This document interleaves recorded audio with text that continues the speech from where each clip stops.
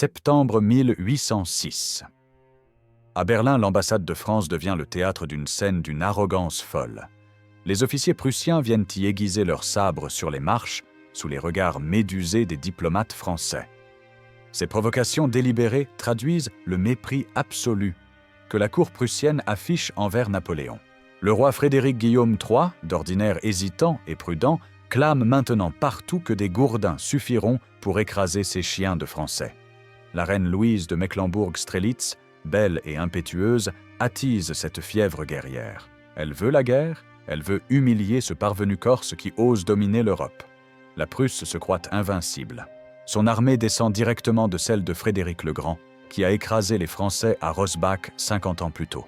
Le duc de Brunswick, 71 ans, commande le gros des forces. Il garde un souvenir amer de Valmy en 1792, où des révolutionnaires français en haillons ont stoppé son avancée, mais il pense que cette fois sera différente.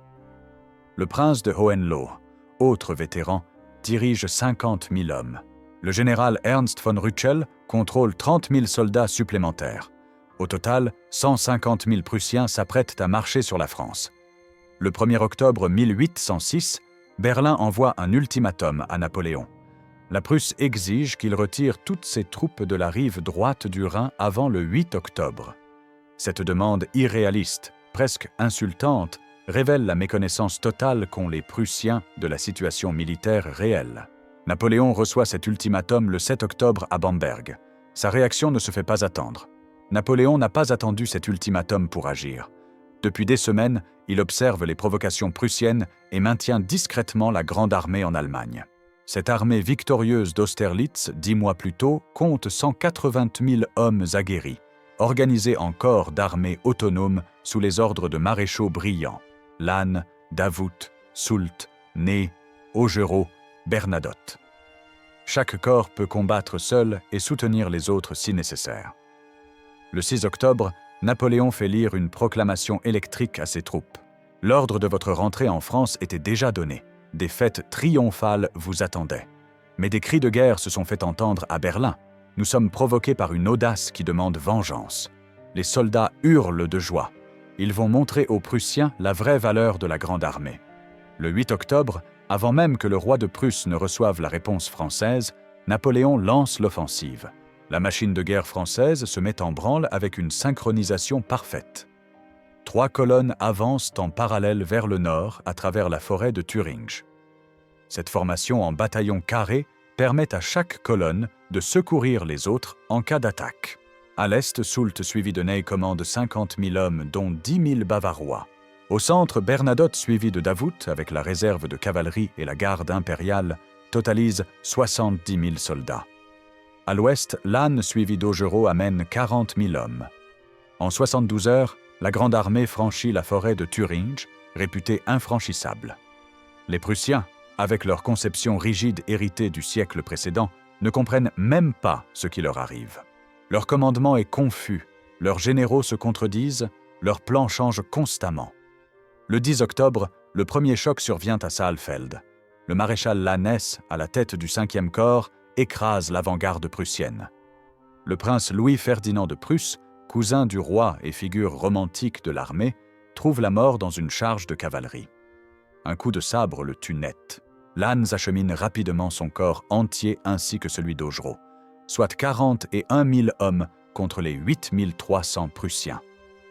En quelques heures, l'avant-garde ennemie est anéantie. Cette nouvelle jette le trouble dans les rangs prussiens. Brunswick et Hohenlohe, qui avaient prévu de concentrer leurs forces à Weimar pour attaquer les Français sur le flanc, paniquent face à la vitesse de l'avance française. Ils prennent la décision fatale de se séparer. Brunswick, accompagné du roi Frédéric Guillaume III et de 70 000 hommes, décide de battre en retraite vers le nord-est pour rejoindre Leipzig et protéger les communications avec la Prusse orientale. Il laisse Hohenlohe, avec 50 000 hommes, couvrir sa retraite. Cette erreur stratégique divise l'armée prussienne en 2 tronçons, incapables de se soutenir mutuellement. Napoléon poursuit les Prussiens et arrive à Jena le 13 octobre en fin d'après-midi. Ses éclaireurs lui rapportent qu'une force ennemie importante occupe les hauteurs au-dessus de la ville. L'empereur croit avoir le gros de l'armée prussienne devant lui. En réalité, il fait face seulement à l'arrière-garde de Hohenlohe. Le principal corps prussien se trouve à 20 km au nord, à Auerstedt. En arrivant à Jena, Napoléon observe le terrain. Au-dessus de la ville s'élève le plateau du Landgrafenberg, qui domine toute la vallée.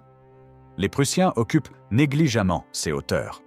L'empereur comprend immédiatement l'avantage tactique que lui procurerait cette position élevée, mais comment y installer son artillerie pendant la nuit sans alerter l'ennemi? Le terrain est difficile, couvert de vignes en terrasse. Les pentes sont raides. Vers 1h du matin, le 14 octobre, Napoléon quitte son bivouac sous un brouillard épais.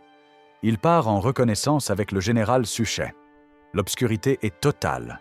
L'empereur ordonne qu'on élargisse les sentiers pour permettre le passage de l'artillerie. Des milliers de soldats se mettent au travail dans le silence le plus complet, creusant, nivelant, déblayant les obstacles. Le maréchal Lannes reçoit la mission périlleuse de prendre pied sur le plateau avec son 5e corps. Ces hommes gravissent les pentes en silence, leurs pas étouffés par le brouillard.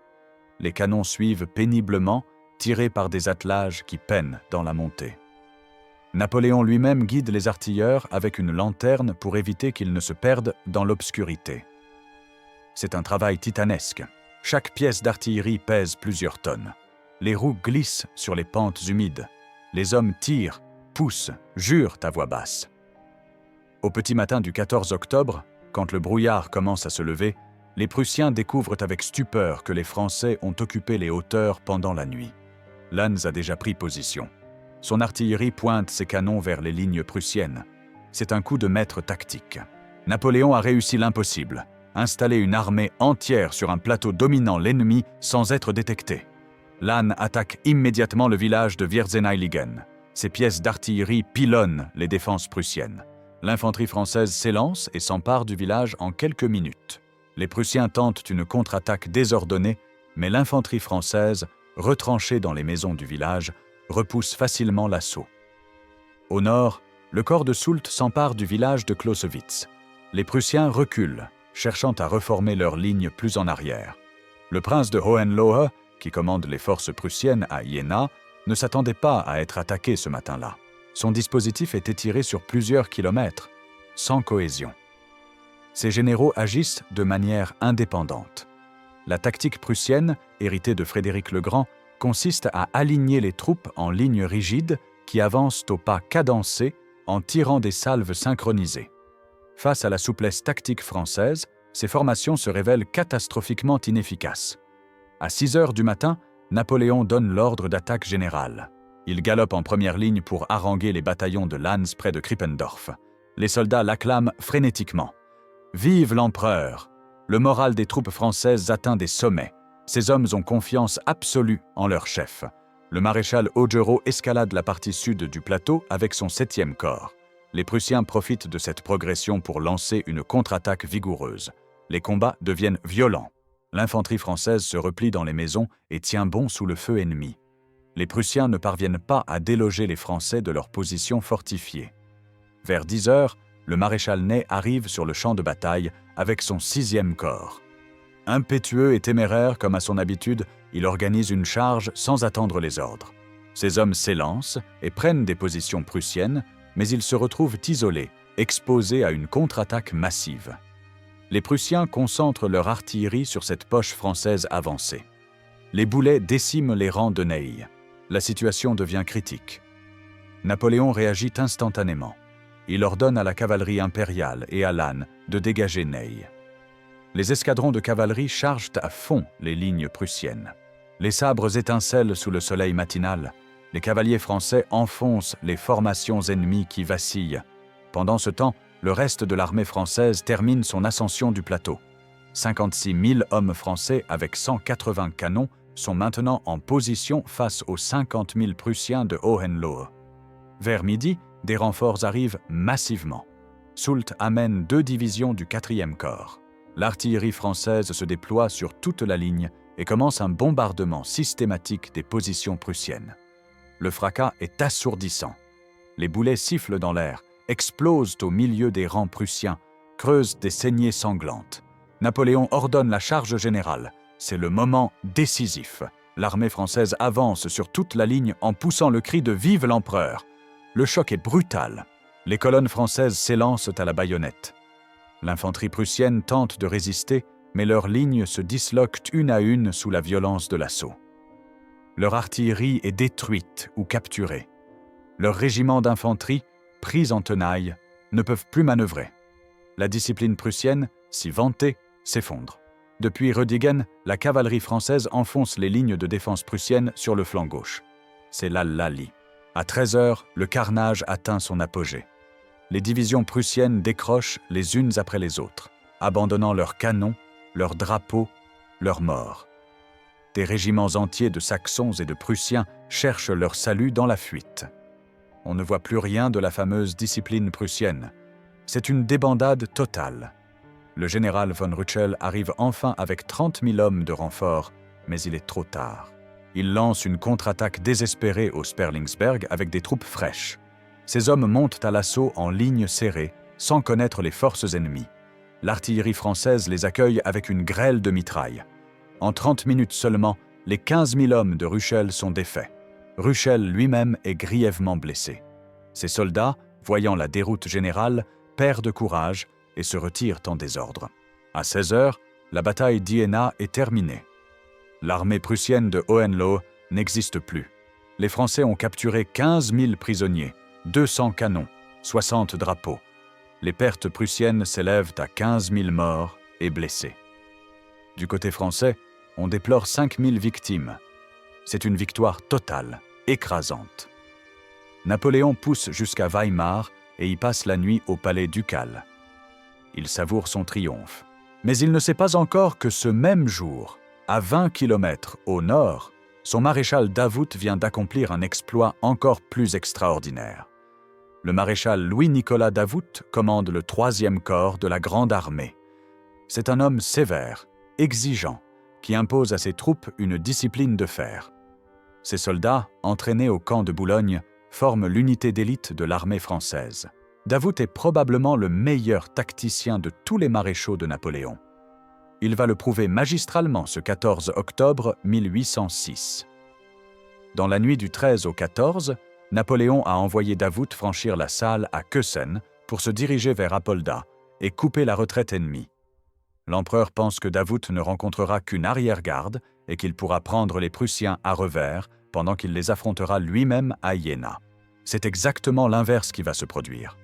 Au petit matin du 14 octobre, un brouillard épais enveloppe la campagne autour d'Auerstaedt. La division Gudin, qui marche en tête du 3e corps, progresse prudemment vers le village d'Assenhausen. Soudain, à 6h du matin, elle se heurte à la cavalerie prussienne de Blücher. Un échange de tirs éclate. Des prisonniers prussiens sont capturés. Ils révèlent une information stupéfiante. Derrière eux arrive toute l'armée du roi de Prusse. Davout comprend immédiatement la situation.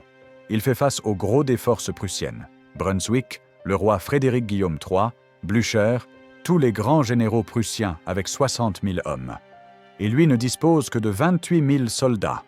Le rapport de force est de plus de 2 contre 1. N'importe quel autre commandant aurait battu en retraite. Pas Davout. Le maréchal choisit rapidement son terrain. Il fait occuper le village d'Assenhausen par la division Gudin et ordonne de fortifier les positions.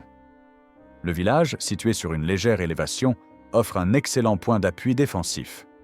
Davout adopte une tactique brillante, défense active. Il va laisser les Prussiens attaquer et les repousser un par un en attendant que ses autres divisions arrivent en renfort. À 6h du matin, dans le brouillard, la cavalerie de Blücher charge les positions françaises. Les cuirassiers prussiens, montés sur de magnifiques chevaux, sont l'élite de l'armée. Ils se lancent au galop contre l'infanterie de Gudin. Mais les soldats français forment des carrés impénétrables. Les salves de mousqueterie fauchent les cavaliers qui s'effondrent par dizaines. La charge échoue. Brunswick ordonne alors une attaque d'infanterie massive. 2 divisions prussiennes avancent en ligne serrée vers Assenhausen. Le feu de l'artillerie française les accueille. Les boulets creusent des saignées sanglantes dans les rangs. Mais les Prussiens continuent d'avancer, disciplinés. Les combats deviennent acharnés dans les rues du village. On se bat maison par maison, au corps à corps, à la baïonnette et à coups de crosse. Pendant 4 heures, la division Gudin lutte seule contre des forces 3 fois supérieures. Les soldats français sont épuisés. À court de munitions, sur le point de céder. Les Prussiens font avancer leur deuxième ligne. La division Wartensleben menace de contourner le flanc sud français. Si Gudin cède maintenant, tout le troisième corps sera anéanti. À 10 heures, la division Friant arrive enfin sur le champ de bataille. Davout l'envoie immédiatement attaquer le flanc prussien pour soulager la pression sur Gudin. Les soldats de Friant, marchant en colonne serrée, se lancent à l'assaut sous le feu des batteries prussiennes. Ils ne fléchissent pas. Le village de Popel est enlevé d'assaut. Le colonel Higonnet capture un drapeau prussien et 3 pièces de canon. À 11 heures, la division Morand entre en ligne. Les Prussiens, qui pensaient avoir écrasé les Français, découvrent qu'ils font face à un adversaire qui ne cesse de se renforcer. Leur morale vacille. Le duc de Brunswick, qui observe la bataille depuis une position avancée, est soudain frappé d'une balle de mousquet en plein visage. Il s'effondre de cheval, les 2 yeux crevés, agonisant dans d'atroces souffrances. Il mourra de ses blessures quelques jours plus tard. La mort de Brunswick jette le désarroi dans le commandement prussien. Le roi Frédéric Guillaume III prend personnellement la tête de l'armée, mais il est complètement dépassé. Il ne sait pas coordonner ses généraux. Chacun agit de son côté, sans plan d'ensemble. Les attaques prussiennes deviennent désordonnées, mal synchronisées. Davout, lui, garde un sang-froid absolu. Il orchestre la bataille avec une précision chirurgicale. Vers midi, Davout passe à l'offensive. La division Morand avance sur le village de Rehausen. Au centre, Gudin sort d'Assenhausen pour nettoyer Tauchwitz. À droite, Friant attaque Popel, où 1 millier de Prussiens se rendent. L'armée prussienne doit reculer, d'abord en bon ordre, puis de plus en plus désorganisée. Les Prussiens tentent de se reformer autour du hameau de Gernstedt. Le corps d'armée de Kalkreuth, qui n'a pas encore combattu, forme une réserve de 25 escadrons de cuirassiers et de dragons. C'est la dernière carte prussienne. Si cette réserve parvient à briser les lignes françaises, la bataille peut encore être sauvée. Davout ordonne une concentration massive de tirs d'artillerie sur cette position. Les canons français pilonnent sans relâche les formations prussiennes. Les obus explosent au milieu des rangs serrés, causant des pertes terribles. Les cuirassiers tentent une dernière charge désespérée. Ils se lancent contre l'infanterie française qui les accueille par des salves meurtrières. La cavalerie prussienne est décimée. Hommes et chevaux s'effondrent dans un chaos sanglant. À 13 heures, le roi Frédéric Guillaume III, découragé et dépassé, ordonne la retraite générale. L'armée prussienne abandonne le champ de bataille dans un désordre indescriptible. Les soldats jettent leurs armes et fuient vers le nord. La cavalerie française se lance à leur poursuite et massacre les fuyards. Davout ne laisse aucun répit à l'ennemi. Il fait attaquer les plateaux d'Eckartsberga, où les Prussiens tentent une dernière résistance. Le général Petit, avec 400 hommes des 12e et 21e régiments, gravit la montagne la baïonnette en avant sans même riposter au feu de l'artillerie prussienne. Cette audace brise les dernières velléités de résistance. Les Prussiens abandonnent 20 pièces de canon et s'enfuient. À la fin de la journée, Davout a battu l'armée principale prussienne avec un corps d'armée 3 fois moins nombreux. Les pertes prussiennes s'élèvent à 10 000 morts et blessés, 3 000 prisonniers et 115 canons capturés. Du côté français, le 3e corps a perdu 4 500 hommes, soit un quart de ses effectifs, mais il a remporté l'une des plus belles victoires tactiques de l'histoire militaire. Napoléon apprend la victoire de Davout le 15 octobre. Sa première réaction est l'incrédulité. Comment son maréchal a-t-il pu battre le gros de l'armée prussienne alors que lui-même n'a affronté qu'une arrière-garde à Iéna? Puis vient l'admiration, rapidement suivie par la jalousie. L'empereur n'aime pas que quelqu'un d'autre brille trop fort. Dans ses bulletins officiels, Napoléon minimise l'exploit d'Auerstedt. Il met en avant sa propre victoire à Iéna. Mais les faits sont têtus. C'est bien Davout qui a écrasé la principale armée prussienne. C'est bien le 3e corps qui a tué Brunswick et forcé le roi de Prusse à fuir. Napoléon reconnaîtra plus tard le mérite de son maréchal en lui accordant le titre de duc d'Auerstedt en mars 1808.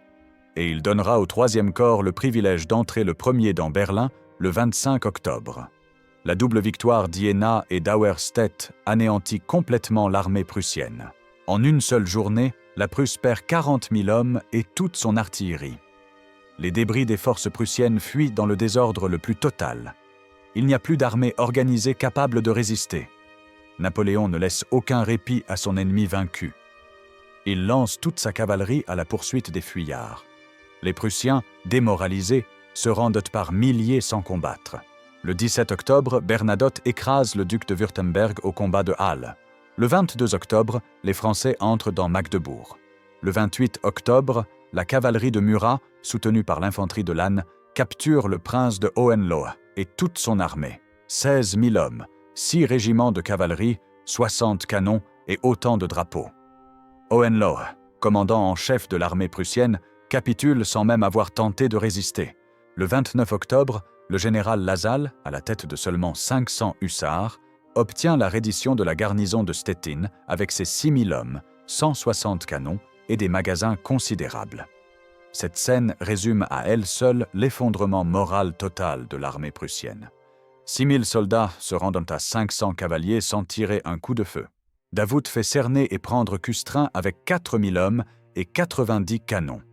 À Anclan, Murat fait encore 4 000 prisonniers. Le 7 novembre, Blücher capitule à Lübeck avec 22 000 hommes. Ney s'empare de Magdebourg et capture 15 000 soldats avec un parc d'artillerie de plusieurs centaines de canons fraîchement livrés par les Britanniques. C'est une débâcle sans précédent dans l'histoire militaire. Toutes les places fortes de la Prusse tombent sans véritable combat. En un mois, l'armée prussienne, considérée comme la meilleure d'Europe, est totalement anéantie.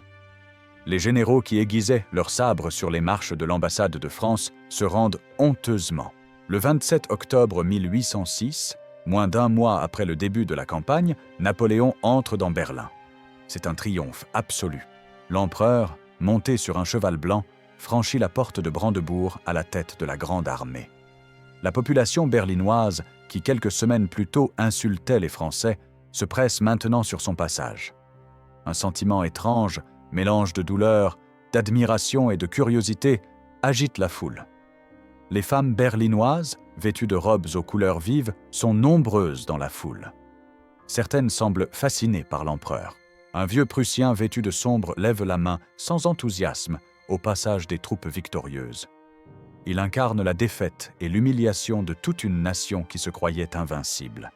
Napoléon se rend immédiatement à Potsdam pour visiter le tombeau de Frédéric le Grand.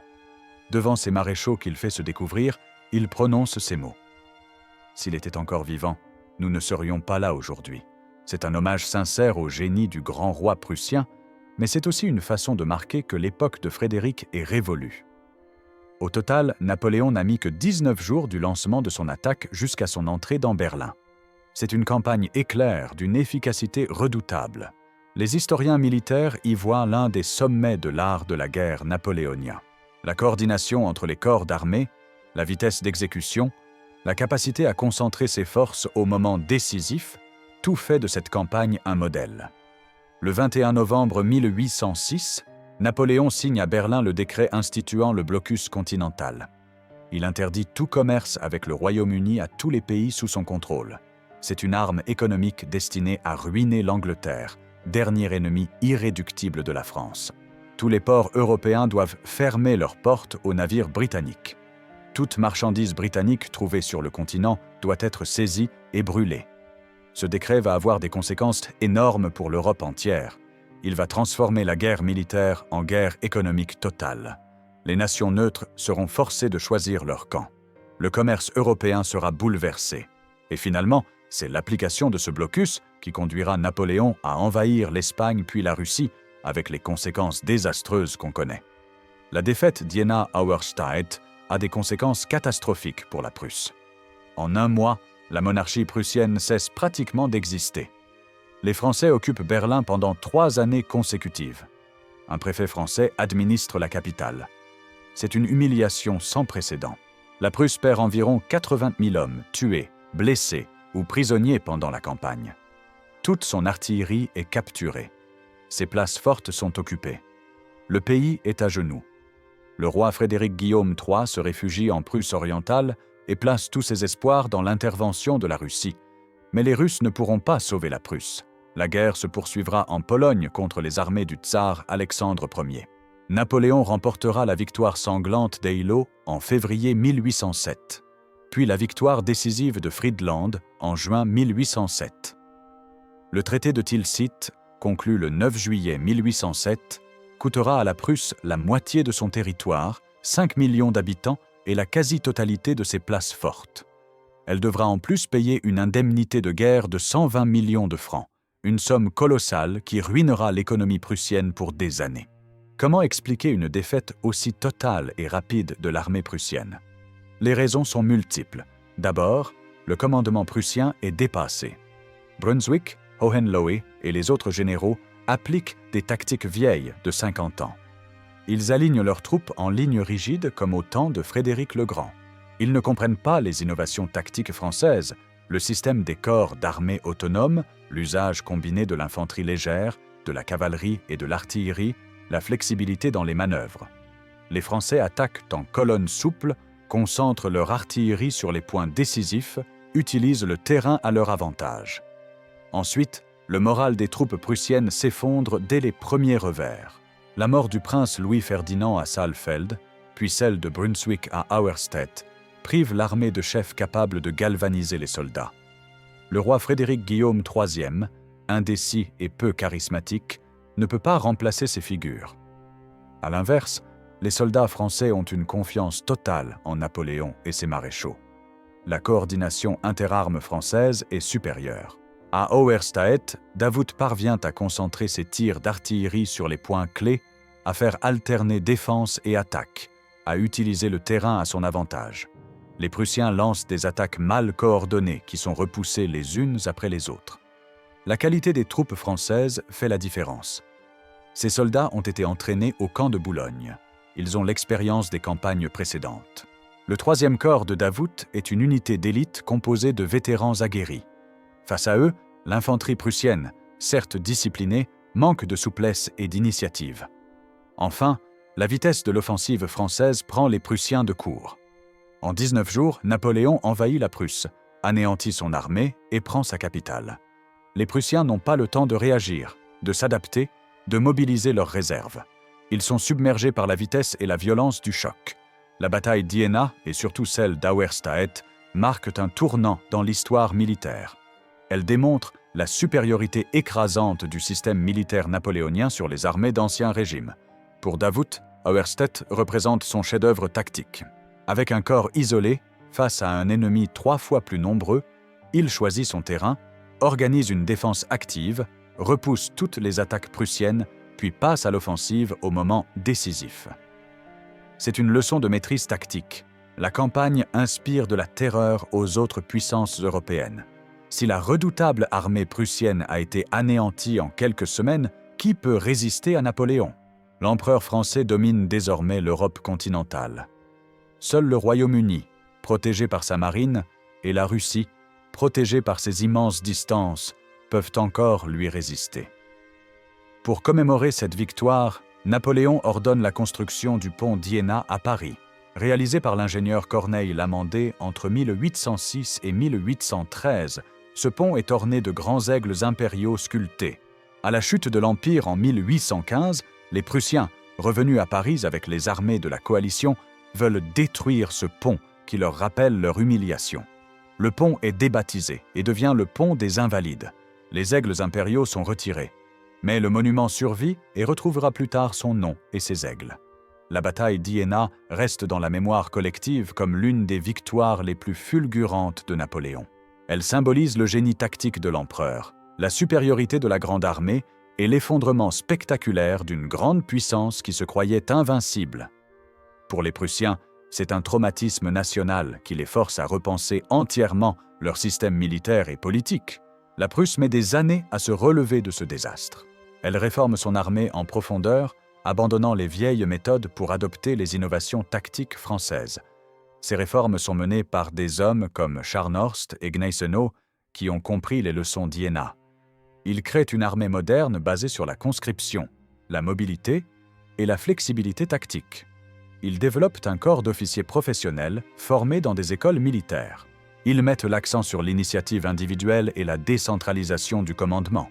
Ces réformes porteront leurs fruits lors des guerres de libération de 1813 à 1814, quand la Prusse participera à la chute de Napoléon. L'armée prussienne réformée battra les Français à Leipzig en 1813 et participera à la campagne de France de 1814. Mais en 1806, au lendemain d'Iéna, tout cela semble impossible. La Prusse n'est qu'une coquille vide qui doit accepter les conditions dictées par le vainqueur. Pour la France napoléonienne, Iéna marque l'apogée de sa puissance militaire. Jamais la Grande Armée n'a été aussi redoutable, aussi efficace, aussi sûre d'elle. Les maréchaux de Napoléon sont au sommet de leur art. Les soldats français, auréolés de victoires successives, se croient invincibles. L'empereur domine l'Europe comme aucun souverain français ne l'a fait depuis Charlemagne. Napoléon contrôle directement la France, l'Italie, la Hollande, une grande partie de l'Allemagne. Il place ses frères sur les trônes d'Europe. Joseph à Naples, Louis en Hollande, Jérôme en Westphalie. Ses alliés contrôlent le reste de l'Allemagne et l'Europe centrale. Seule la Grande-Bretagne, la Russie, l'Espagne et le Portugal échappent encore à son contrôle. Cette puissance écrasante durera encore quelques années. Mais les guerres interminables, l'épuisement des ressources humaines, les erreurs stratégiques comme l'invasion de l'Espagne en 1808, puis celle de la Russie en 1812, finiront par user la machine militaire française. En 1812, la Grande Armée sera anéantie dans les neiges russes. Sur les 600 000 hommes entrés en Russie, moins de 100 000 en reviendront. En 1813, les nations européennes coalisées infligeront à Napoléon sa première grande défaite à Leipzig. En 1814, la France sera envahie et Napoléon abdiquera. En 1815, après le bref retour des 100 jours, Waterloo mettra fin définitivement à l'épopée napoléonienne. Mais en ce 14 octobre 1806, sur les champs de bataille d'Iéna et d'Auerstede, rien ne laisse présager ce futur sombre. C'est le jour de gloire de Napoléon et de ses maréchaux. C'est la victoire éclair qui a anéanti l'armée prussienne en quelques heures. C'est l'une des plus belles démonstrations de l'art de la guerre jamais réalisée. Les soldats français qui bivouaquent ce soir-là sur le champ de bataille sont épuisés, mais heureux. Ils ont vaincu. Ils ont détruit l'armée qui se croyait la meilleure d'Europe. Ils ont prouvé que la Grande Armée est invincible. Autour des feux de camp, ils racontent leurs exploits, soignent leurs blessés, pleurent leurs camarades tombés. Les généraux prussiens survivants, eux, errent dans la nuit, cherchant à rassembler les débris de leur régiment. Certains pleurent de rage et de honte. D'autres sont sous le choc, incapables de comprendre ce qui s'est passé. Comment ont-ils pu perdre si vite ? Comment leur armée invincible a-t-elle pu être anéantie en une seule journée ? Le roi Frédéric Guillaume III fuit vers le nord avec sa cour. La reine Louise, qui voulait tant cette guerre, pleure maintenant la destruction de son pays. Tous les rêves de grandeur prussienne se sont effondrés en quelques heures sous les coups de la Grande Armée. 2 siècles plus tard, les historiens militaires étudient encore la bataille d'Iéna-Auerstedt. Ils analysent les décisions de Napoléon, la brillance tactique de Davout, les erreurs des Prussiens. Cette bataille reste un modèle d'efficacité militaire, de coordination, de rapidité d'exécution. Pour les Allemands, Iéna reste un souvenir douloureux, mais aussi le point de départ d'un renouveau. La défaite de 1806 force la Prusse à se moderniser, à se réformer, à créer une armée nouvelle. Cette armée réformée deviendra l'instrument de l'unification allemande sous Bismarck 60 ans plus tard. En ce sens, la défaite d'Iéna contient les germes de la future puissance allemande. Pour les Français, Iéna symbolise la grandeur de l'épopée napoléonienne. C'est le moment où la France domine l'Europe, où l'empereur semble invincible, où tout paraît possible. C'est aussi, rétrospectivement, le début de l'hubris qui conduira Napoléon à sa perte. Après Iéna, l'empereur se croira capable de tout. Il envahira l'Espagne, puis la Russie, avec les conséquences désastreuses qu'on connaît. Mais en ce jour d'octobre 1806, Napoléon est au sommet de sa gloire. Il a anéanti l'armée prussienne en quelques heures. Il règne sur l'Europe. Il est le maître du continent. C'est son heure de gloire absolue, l'apogée de sa puissance et de son génie militaire. Un moment unique dans l'histoire où un homme domine l'Europe par la seule force de son génie tactique et la valeur de ses soldats.